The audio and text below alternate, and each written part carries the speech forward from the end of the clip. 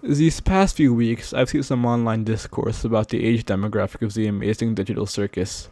And by online discourse, I mean my friends in 4chan. Now, most digital circus fans would probably say the show's for adults, but if you showed it to any normal person, they'd probably think it's some Nickelodeon shit, which is fair. The show's childlike design even got episode 4 temporarily rated as made for kids on YouTube, and it's rated as TV PG on Netflix. And sure, the show looks like it's childish, but it doesn't mean it's for kids. The show's themes and language aren't something a child should watch or would even understand. A kid wouldn't understand this show. The Amazing Digital Circus isn't a kid's show, and I'll prove it.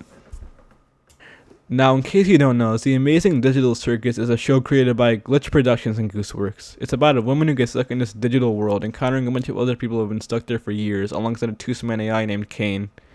Kane creates these adventures for them to go on, since they need something to do to stop themselves from going insane.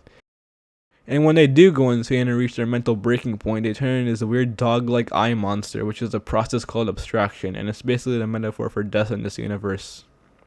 So they all have to learn to live in this digital hellscape while keeping their sanity intact. That's as far as I'll go into the show, since I don't want to spoil it. I'll try to keep this video as spoiler free as possible, but there might be some minor spoilers that slip through the cracks, so watch at your own risk. So what even is a kids show? Well, according to Wikipedia, TVY is for all ages, stuff designed for kids, think Paw Patrol or Bluey. TVY 7 is for children 7 and up, stuff that's slightly more mature, think Ninjago, Transformers, SpongeBob. And TVG is for all ages, but designed for older audiences. Everything else contains stuff parents might not want their child to see at the very least. TADC is rated as TV PG, which, according to Wikipedia, may contain some infrequent coarse language, some sexual content, some suggestive dialogue, or moderate violence, which does sort of fit TADC. Notably though, TV PG wouldn't be given to the traditional kids show. Most kids shows get TVY or TVY7, and TADC isn't one of them. So legally, at the very least, TADC isn't a kids show, or at least shouldn't be watched by a kid alone. So legally, TADC could be seen as a kids show. But what really matters is what parents think, so I decided to go to no other place than Common Sense Media. Common Sense Media is basically a place where parents can go to review shows and movies and give them an age rating. It's for parents to see what other parents think of the media they might share with their kids. In this case, TADC is rated as ages 12 plus and 3 stars for some reason. This site says that the show is rated 12 plus because of the violence and scariness, language, sex and romance and nudity, drinking, drugs and smoking, and products and purchases. Okay, how that doesn't make no sense. There's no sex/nudity other than a few innuendos, and the creator of the show, Gooseworks, confirmed there's no romance, which is kind of ironic considering the show is one of the biggest shipping communities I've ever seen. The only romance there could be is from how you interpret it. But it's not a romance show. The drugs and alcohol thing, there are a few episodes of drugs and alcohol, but it's not central to the show. You don't look at TADC and immediately think of High Ragasa or the bar scene. With all that said, I think it's finally time to look at the parents' reviews. Toby W. said, "Great show. Parents on here clearly didn't do enough research. This show is not for kids, even if it looks like it. The creator's website says this show is 13 plus. Do your research, parents." With all that out the way, great and creative show, even if it is a bit trippy.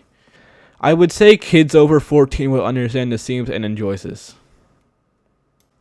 MW said, "Great show. Should definitely be PG-13 though.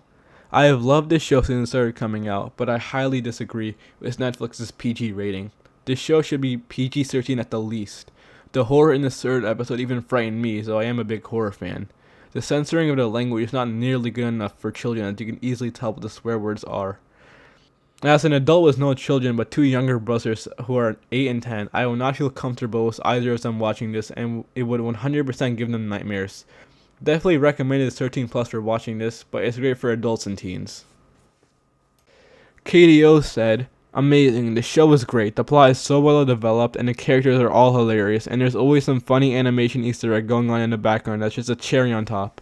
All of the cursing is censored, and it does have lots of actions and thrilling moments, but it does go into some more mature themes that the little ones might not fully understand, but other than that, it's definitely something all ages can enjoy.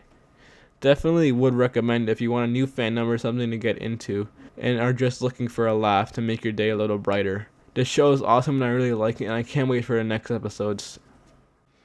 So obviously, it seems these parents agree with it at least being a teen show, with the exception of Katie, of course. I do think Katie's a little wrong, because the censored swears are still very obvious for what they are. But even Katie agrees that young kids wouldn't understand the themes in this show. But even with all of this, a lot of people would still think this show is for kids. Animation just always has a stigma for being childish, even if the media is intended for older audiences, like Digital Circus. Gooseworks said they designed this show for weird people in their 20s and that the show isn't suitable for children. But because it's animated, people treat it like another Paw Patrol, and it's really sad. Shows like Invincible, Arcane, Murder Drones aren't for kids, yet people will still assume that. The worst part is, if you took all these shows, remade them scene for scene in live action, all of a sudden there wouldn't be a doubt about its maturity and age rating. All of a sudden, it would be the super cool thing that you could recommend to anyone without anyone judging you. Parents wouldn't put it on to distract their kids without actually checking the age rating. They wouldn't complain online about how the show they put on for their kids had a sex joke or, God forbid, an F-bomb. The stigma towards animation needs to go, as it makes people not want to share their interests and lessens the popularity every animated show deserves. There is so much work that goes into animation, and for it to be written off as childish purely because of it being animated is horrible. Anyone who says animation is childish is more immature than people who watch it animated stuff. And sure, there are animated kid shows, and TADC does look like one, but it isn't. Sure, a kid would probably enjoy the action and jokes, but that's not the heart of the show. The show centers around its themes and the relationship between the characters. It's a character-driven show after all.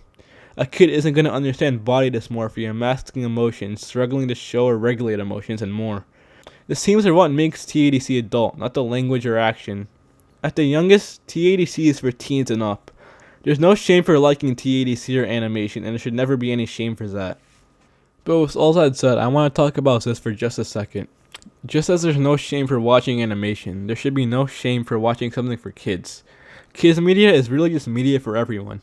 Pixar movies are for kids, yet many of them are and still are beloved to this day, by people of all ages. Ninjago is one of my favorite shows, and arguably one of the greatest kids shows of all time. You can still find enjoyment in kids media, since stuff rated for kids doesn't mean it's bad. By that logic, every Pixar movie would be terrible. In my mind, there are two kinds of kid shows. Kid shows where there's no effort in the writing and it's just meant to sell toys or whatever. And kid shows where there is passion and effort. Just because something is for kids doesn't mean it's bad, and there's no shame in liking something that is made for kids. The best kids media is something you can come back to as an adult and love just as much as when you were a kid, but in new ways, noticing themes that you didn't notice when you were younger. So, you finished the video. This is actually my first video, as I'm starting to, start YouTube again. I haven't done YouTube in a while. I'm doing this purely for fun, but I'll probably try taking it more seriously. I'll try to get a video out every week, but I doubt I'll be able to do that. This video ain't really that good, but if you liked it, press the subscribe, I guess. And like it, too, maybe. I don't know. I don't know how this works. Alright, bye, I guess.